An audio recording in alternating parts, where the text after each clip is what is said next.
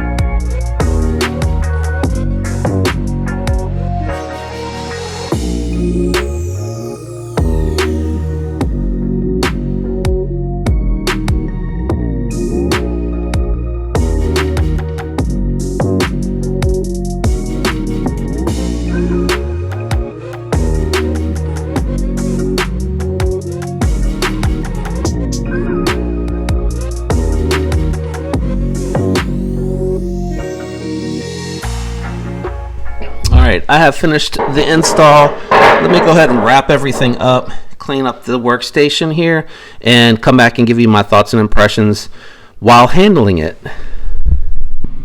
Alright guys, we are back over at the bench. I just realized I bumped my camera. Whoops. Let me go ahead and get this straightened up just a touch so that you can get a really good look at this.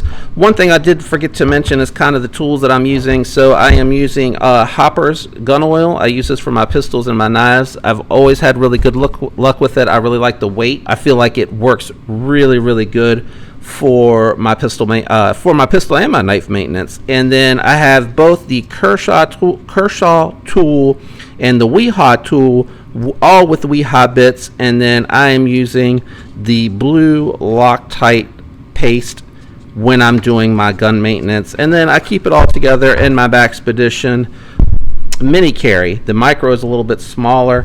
And then just to give you one more look, these are the Rocket Glide rings, 6mm pivot with 1mm balls, 19 balls total. I did go ahead and lube these up for storage. These are the stainless steel pivots that I talked about that moved around. All right, all that's out of the way. One more piece of maintenance. If you enjoyed the video, do me a favor, leave a like. It helps me out with the YouTube algorithm. Consider subscribing if you're enjoying the content. I'd really appreciate it and love to have you follow along. And don't forget to turn on those notifications so you get alerts whenever future videos drop.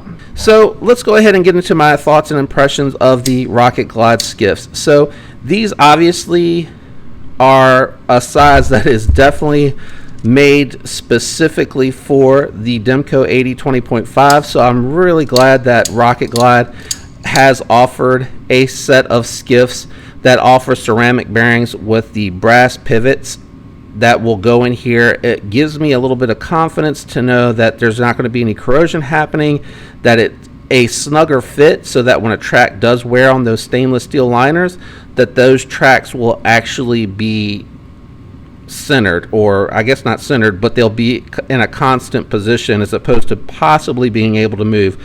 Now, the reality is when you pinch these down, those stainless steel bearings are going to be, pretty secure in a position, and most likely they're not going to move around. But again, this is just for peace of mind. Now, as far as the deployment and the action, the ceramic bearings feel good.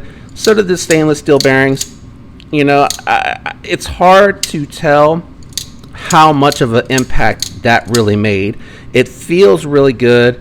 They operate very, very well. Again, I feel like the ceramic is an upgrade from the stainless steel. I feel confident knowing that nothing moved when I was putting this together, that everything is going to track in the same spot over time, and I don't have to worry about did it move around, etc., etc. Also, from a side-to-side perspective, if they're both holding in the same position, the lockup seems to be nice and tight. There's no movement, which I really do like. So all in all, I think for the amount of money that you're paying for this upgrade, it's worth it. So I would recommend it. I really do like them on the other knives that I've installed, and they've performed well. They're very, low maintenance. You don't have to worry about them too much. And the fitment for the AD20.5 is really good, so I definitely can recommend these. Thanks for tuning in today, guys. I really appreciate it. I hope all of you have a fantastic week, and until next time, peace.